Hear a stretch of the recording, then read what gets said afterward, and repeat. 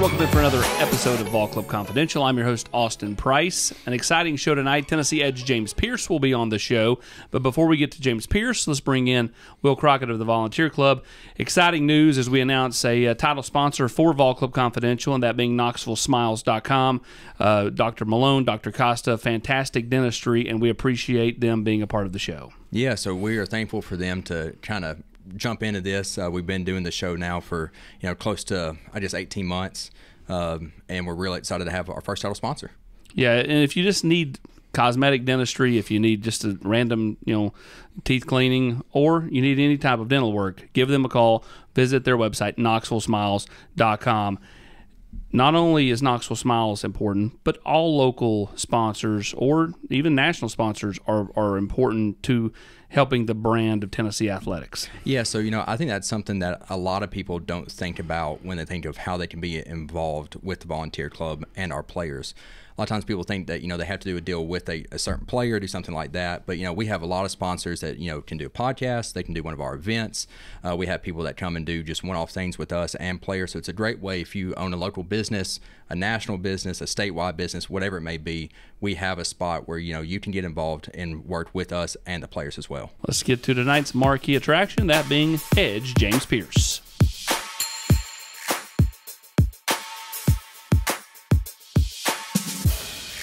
What's up, JP? I'm good.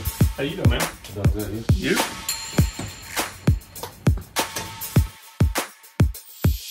James, this is what I've been looking forward to doing with you, man. I mean, like, if you had told me back when you were a recruit that I would be doing a long-form interview with you, I would have told you you're crazy. Because when you were coming out of the recruiting process, it was hard to get 3 words out of you. And then all of a sudden you get up there after that Virginia game and you were like, and I'm like, wait, what happened to this guy? How much have you grown up in the last couple of years? I would have said I matured a lot, just understanding what comes with the game on and off the field. What is it you like about football? When are you having your most fun? Of course, when I'm winning and getting just being around the guys, us bonding, and just knowing one goal, just want to get better and be successful at something. When you first got here, who kind of had an impact on you as far as kind of watching that player work? Just kind of understanding, whether it be on the practice field habits, off the practice field habits, those type of things. For me, I say Hendo, just him coming, being up the road where I'm from, even before I got to campus, I had ran into him, and just ever since that moment, you feel me, he been there, you feel me, and just watching, learning off the field, just the process, and just growing. North Carolina has been a very important state to Tennessee traditionally over the years. Just the last few years, you talk about yourself, you talk about Hendon, Jalen Wright. Then you look long term, it's Carl Pickens, Jay Graham. A lot of really talented players have come out of the Tar Heel State and have ended up here. What is it about North Carolina football that you think is really, really good? I say everything about it. It's some dogs come from that way. They keep us known as the hoop state. But I think we get off the court too on the field. I think we known for basketball, but football where it's at too. What do you feel like has made you the player you are at this point? I'd probably say just everything that come with the game, the life lessons, what they teach you, the knowledge it give you, the swag it give you. Everything that come with the game. I'd probably say that's made me the player. Rodney Garner is one that coaches hard. I mean, he's on you guys, because he wants what's best for you. How hard was that to adjust to coming in, and then what have you learned from him? It wasn't that much hard of adjustment, just getting coached hard throughout me playing sports growing up, but just coming from him, a great what he do, and just know it's coming from a good place. Him pushing me, knowing that he want everything out of everybody around him, just because that's the way he carry himself. So just knowing that that's where it's coming from. You go back to the recruiting process, and Tennessee kind of leaned on you all fall, and they were right there. But then there was some other schools that were trying to get you to not sign early and wait till that second signing period in February. But you decided to sign early and sign with Tennessee. What got Tennessee over the hump? What made you pull the trigger in December? Just knowing what it was about. Me wanting to have a chance to be a part of something big. and me actually being the reason that it could be big.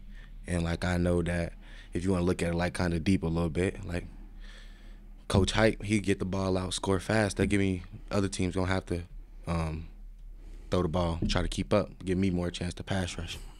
So then that's just, and then just me being a part of the process, growing, knowing what he want, and just me just watching them out the season because I wasn't a big college fan. So like when I started picking up recruits and stuff, offers and stuff, I started watching it. And then just watching Coach Hype, him on out the field, me interacting with him in person, him on TV, I feel like I got the same guy. And he always kept it honest with me and straightforward. What have you found since you've been here? I mean, that you're talking about what you saw as a recruit, but since you've been here to play for Coach Heupel and the staff, what have you found?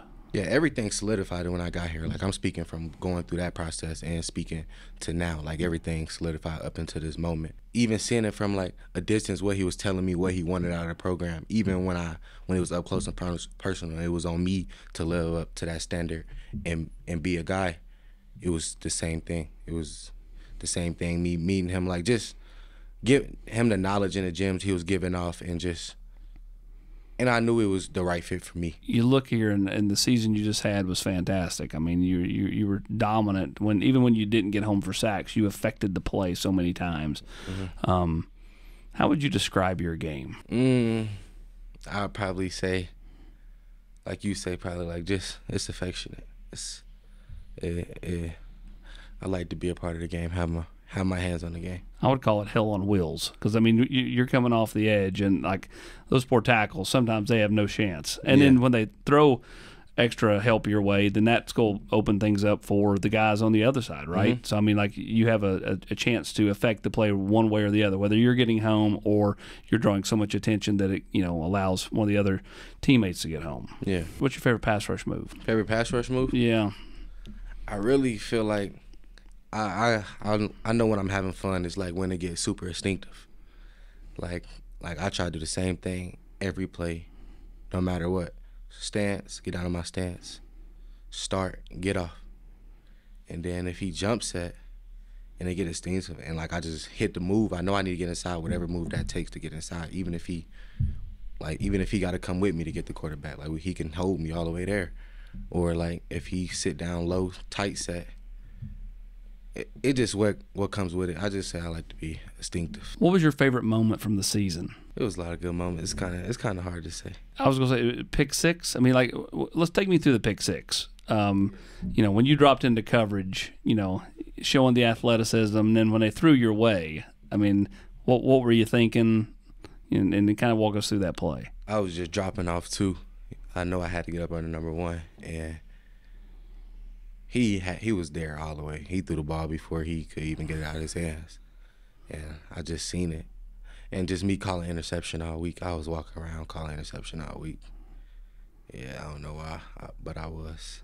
Gabe Judy had told me something, and I felt like it stuck with me pretty well. He felt like he gave me the key to their offense, and I feel like it stuck with me too. Like, cause he always dropping, but like I knew when it was my turn to drop, he was like, if you drop it, Coach Banks does a great job of putting us in the schemes that he think is going to be, and just trusting that and knowing if I was dropping, that's what I was going to get. So you make the catch, and now you see green grass in front of you. Yeah. Like, what's going through your mind? When was the last time you scored a touchdown? High school? That's the last time I scored a touchdown? Yeah.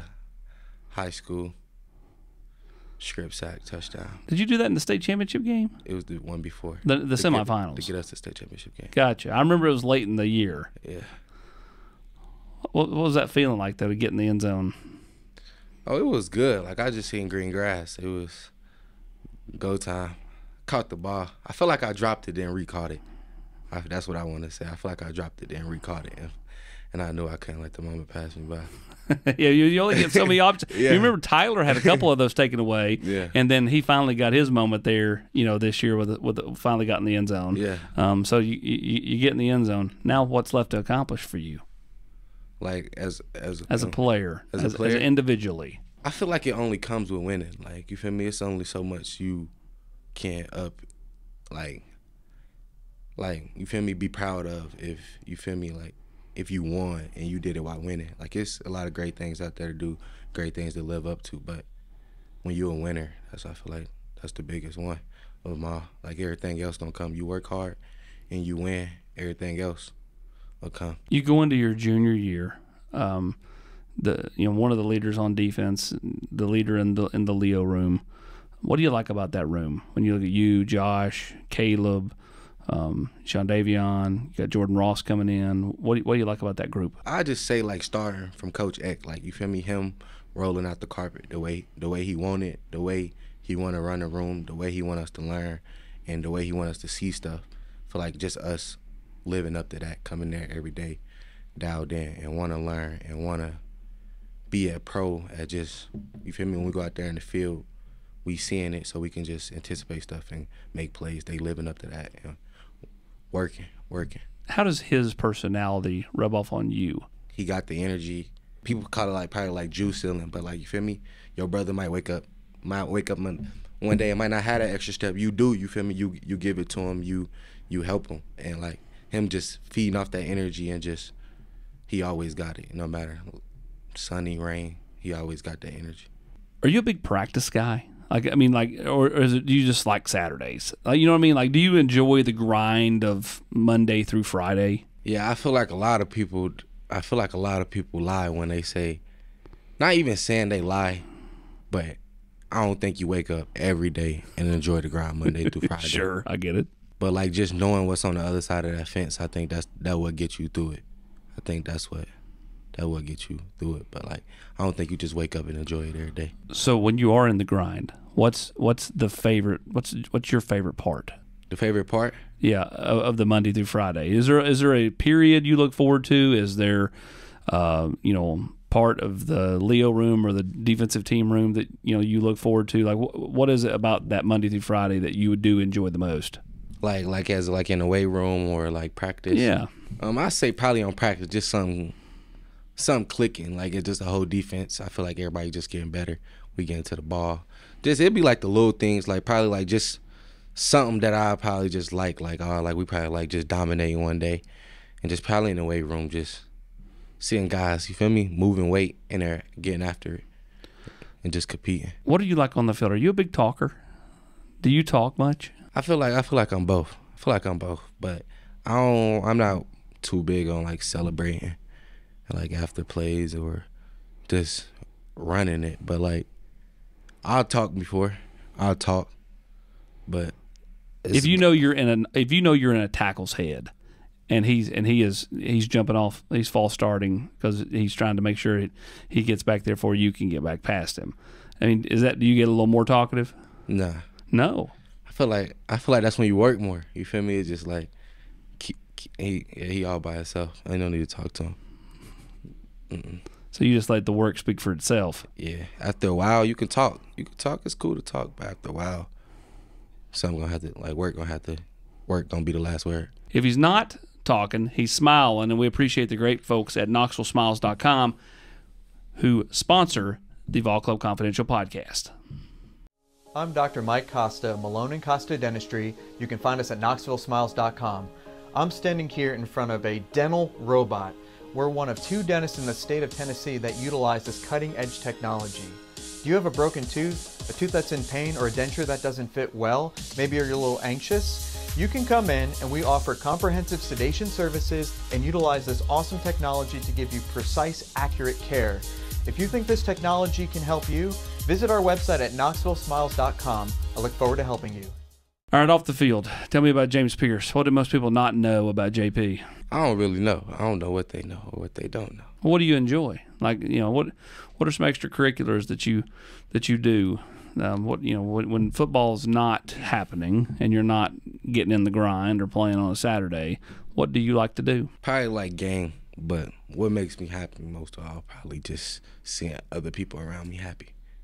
That, you feel me, that keep me going. And just like, I don't know, I'm really I wouldn't say a ball guy, but I'm one of the looking at the watch guys. Like, you feel me, like, all right, it's about that time again for the most part. Big family guy? Yeah, big family guy. That's what I meant about like seeing people around me happy and just making sure like, feel like everything will be good. And just like, it's always something out there to do, but like it ain't that much to do. That's what I've been learning lately. So just probably gaming and seeing people around me happy. When you get back to Charlotte, you get around the family. Like, is there a go-to? Like, do you go to grandma's house for a meal? Mom make a certain thing? Do you have any routines when you get back over to Charlotte? See my mom and then go see my dad and just be with family. Be with family. Whoever, you feel me? Whoever comes around. Like, me and my family, like, we pull up on each other like all the time. Like, just stop by. Like, you feel me? Not unannounced. That's just how we is. So what do you do when it's hanging out with family time?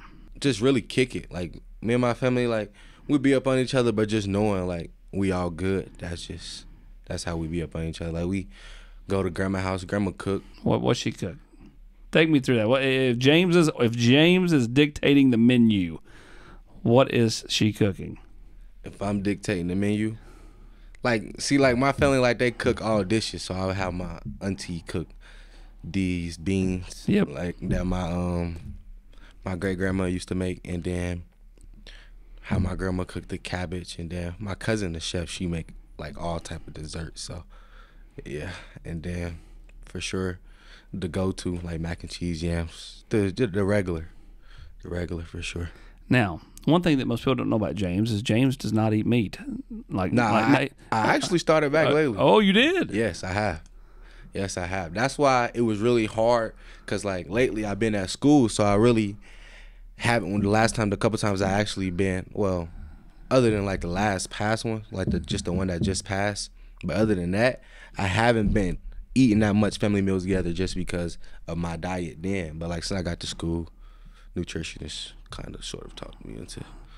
Yeah, because when I say meat, I'm talking about beef, chicken. Yeah. You were a big fish guy. Yeah, pescatarian. Yeah, I was pescatarian for a minute, for a long time. Yeah, he said that to me one day in the complex, and I was like, Google pescatarian, like I know what it meant. Favorite fish?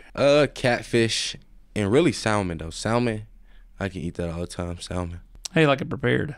Oh no, that's a great question. You just like it? Yeah, I like it. Nah, for sure. What you put with the rice? Yeah, the rice or the mashed potatoes and asparagus. Mashed potatoes and asparagus go great with salmon any day. You like skin in your mashed potatoes or no skin? It can be skin in there. It can be like, yeah, it can be both. It can be baked or, you feel me, just homemade with the skin in there. And yeah. I feel like people are getting to know James Pearce a little bit right now. This is good. What if you weren't playing football, what sport would you be playing? No football. No football. You have to take that off the table. See, I feel like if I would have picked up the rock, the basketball, when I picked up the football, I'd probably been pretty decent. But me, I don't know if I'll probably be doing sports. I don't know if I ain't play football. What do you enjoy outside of sports then? Like, what do you have an interest? Do you like history? I mean, what do we got here? I don't know. Probably like, I always told myself I was gonna be a lawyer growing up, but I don't know what that was about for real. But like, yeah, I always told myself if I ain't go to the league, I was gonna be a lawyer. Do you argue a lot? Nah, it wasn't even like about the arguing. It really wasn't about the arguing. It was just about like, it wasn't about the arguing. Jordan or LeBron? Who do we have as the GOAT? Jordan or LeBron? Dang. I go LeBron though. I'm going LeBron. I don't know why I'm saying I'm going LeBron, but I'm going LeBron. My bad. I'm going LeBron. Favorite football players who? A guy that I watched a lot growing up was Cam Newton. Him being like in the city. In Carolina, yeah. Him being in Carolina. And then he came to a couple of my practices when I was younger. And just made an impact on you. Yeah. Do you see yourself, I mean, let's face it, I mean, a year from now, James is likely going to be sitting on or getting ready for the NFL draft. Do you see yourself wanting to give back like that? Go to a high school practice, when you're at that level, like wanting to like have an impact on kids that are younger than you the way Cam had an impact on you. Yeah, I feel like I would love to do that. I feel like I had it growing up, but I didn't have it as much. Like he came, like that was like when I was in Little League. But like growing up, like now since like stuff, like I feel like just always having somebody, like I wouldn't say it's a crutch, but like just always having somebody like that around it forgets. Like, you forget, like, how hard it is to get there just because, like, they do lend themselves back. Like, that's Sure. cool, them coming back and, like, giving back. But, like, they always not going to be there. And it takes a lot to get where they at. Just because they coming back to show you, like, they can make it, I feel like it's cool having them there. But it also takes a lot to get where they at. You wear 27. Al Wilson wore 27. Mm-hmm. That is such a big number for the history of Tennessee football. Mm-hmm. How much do you take pride in that, you know, from the brand standpoint? Kind of playing the same way he played. I say, like, just seeing it, like, when I was freshman year, I want to say, like, they did, like, a retirement something for Yep. it, and they put it right on the 30-yard line, SEC logo. And went to College Football Hall of Fame, yeah. Yeah, and it was on the logo right there. Yeah. I want to say near 27 yards, somewhere in between there. 27-yard line, yeah. Yeah, and just seeing it on the field then and knowing I had it on and know what it stood for, and I'm the person on the field with it on, I just know that I had to wear it different. I had to carry it different. If I was gonna touch the grass, it was either, although I already held myself up to a high standard, it was just like, I'm gonna have this number on when I touch the grass. This how you supposed to touch it. But, like, even though I already held myself up to a standard. You ever had a conversation with him? Yes, I have. What was that like? Basically, just don't take your foot off the gas. Keep going. Like, a lot come with it. A lot gonna come with it. And don't take your foot off the gas. Do you see yourself being different from a leadership standpoint this fall? Like, you know what I mean? Like, you know, I think this past year you're just kind of more playmaker. You had Beasley and some of those guys that had the leadership kind of role on the defense. Do you see yourself being different this year? Like, in what aspect? Well, just being a little more vocal, being a little more of just being more of the vocal leader, you know, being someone that, you know, kind of climbs up in a younger guy if he ain't doing it the right way or holds other guys accountable. Yeah, it's for sure. Like, you don't want to let your brother sit beside you, and you feel me, and get the answer wrong, and you got the answer for him. So I feel like that's always the case, you feel me? No matter where we at, off the field, on the field, like, we gonna keep each other together. So I feel like that's bottom line. That's for everybody. Young guys see me, you feel me, out of line. Not saying that's as such, but I feel like we all should hold each other up to that capability. Favorite moment, you talked about Little League football earlier. Favorite moment from that era of your football career? Like, I mean, is there a game, is there a hit, is there a play that sticks out from when you were 9, 10, 11, 12, 13 years old before you got to high school, that you're like, man, I love that. I love playing that day. You know what I mean? Like, just being out on the grass, being a kid, more just, it's just pure, right? Like when you're that age. You have any moments that stick out? Honestly, I say all of them, really. Like, just looking back on it now, especially. If you probably asked me that then, I'll probably have a favorite one. But now, looking back on now, like, every single play, like, we was really, like, I played with some guys. I say some guys. They some guys to me, you feel me? And, like, some of them now still playing at collegiate level, making plays, you feel me? Going to the league. So I feel like I played with some guys then, and knowing, looking back at it now, just if I wasn't making a play, they was. Just like if I wasn't on the play, just looking back at it and seeing what I was actually seeing, and now I know the game to a different level. It was like, yeah, we was kids wilding. How different is your body senior year to now going into your junior year? Like, weight-wise, how much weight have you put on? Oh, what? You remember what I weighed when I was on the circuit? I thought it was like in like 180, 190, right? No. I wasn't that little. I wasn't that little. I was probably like 210. Like, I could wake up one day 208, and probably senior year one day I could wake up like 208. So just now, me wearing 245, it's just like. But you don't look 245. You know what I mean? Like, you wear it well. Yeah, I feel like, yeah, I don't know what that comes with, but that's that's what you. Yeah. I mean, like, do you feel different? Like, I mean, like, can you see like it being a positive in your game, having all this weight, and being able to keep your athleticism? Yeah, I feel like it's a positive.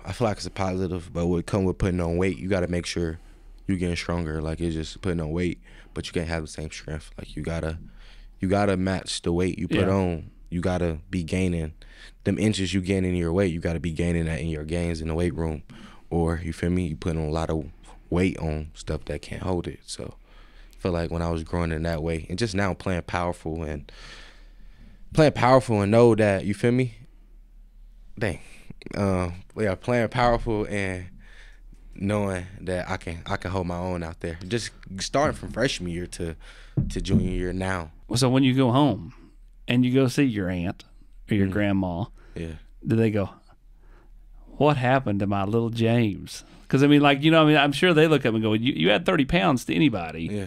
You know, it's going to be a different look. And a lot of times that happens over the course of a winter or a summer, you know, when you get to college, and those are breaks where you don't see the family. Mm-hmm. So, like, what's their reaction? You know how they be all checking up on you, be like, just like me changed, like they be struck, like dang, like you really put on all that weight, just grabbing on you, checking on you, and just that's how that went. And just like, dang, you really getting big. My dad, like, yo, like, good Lord. How do you envision next year going? Like, if championships are normal, but like what dreams, goals do you have going into next year? Like, in what aspect? Just for you individually, like, you know, what if the, you know, what kind of you know, goals are you chasing out there next year? I feel like once I said before, like, I'm so serious about this. I feel like people be like making so much goals, but like, and circling their goals on their calendar every year and stuff like that. But it ain't solidified unless you won with it. And I feel like just winning, it gives you everything that you could even dream of for, like stuff that you can't even like say, oh, I never touch that. Like, I won't ever even surpass that or be there. I feel like if you win it, you closer than what you think you is. So I feel like that's the first start. So that's the biggest thing for you. Like, I mean, like, it's easy to say, you know, winning matters most, but it really feels that way with you. Like, if you had 0 sacks and you beat Alabama, you'd be happy. No, I wouldn't say I'd be happy. Well, I wouldn't. I wouldn't even say I wouldn't be happy. I would be happy, but it would be how I got those 0 sacks. Yeah, if you altered the game. Yeah, if I altered the game, yeah.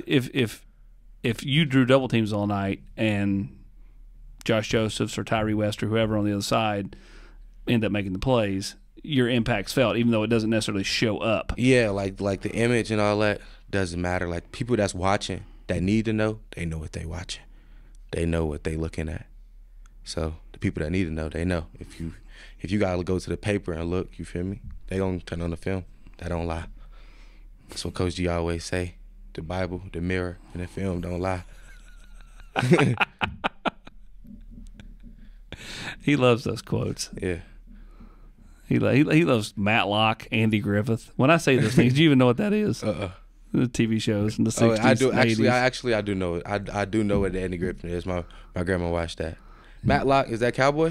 No, Matlock's got Andy Griffith in it. It's just when he's older, he's a lawyer in Georgia. So it's the same thing. It's the same thing. It's just it's about 20 years later. He's a lawyer in Georgia. It's Andy Griffith's show. He plays Andy Taylor. But yeah, it's old black and white. Yeah. When it went color, it was not as good. Barney left the show. Yeah. I know, and you're not. Yeah, my grandma still watch that probably to this day. Like, she probably rewatched the episodes. No faking. Like, go to grandma's house, she watching that. That's what I was watching for sure, just a couple years ago. So I know she's still watching it. So you know Aunt B and Opie. I wasn't that locked in on it, but if that's the only thing going, you gonna watch it. When I went to my grandma's house, she always had that Matlock on, Unsolved Mysteries, and all her what she would call her stories, which was like the soap operas that come on at noon. Yeah, and then that's when I know. Like, some days some days I used to stay at home at school, and it just feel like the stuff was repetitive, and it would actually be like scenes, and they'll be in the hospital all day or something like that. And you're like, it's time to go back to school. Like, yeah, like, no way, I should be at home.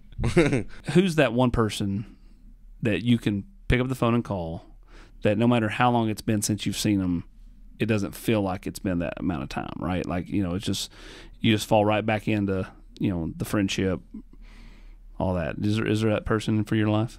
I really can't. I wouldn't say I can't think of one right now, but I feel like everybody that I kept close to me, like, I feel like we got some level of, like, if I pick up the phone, it's going to feel like that. It's going to feel like that for the most part.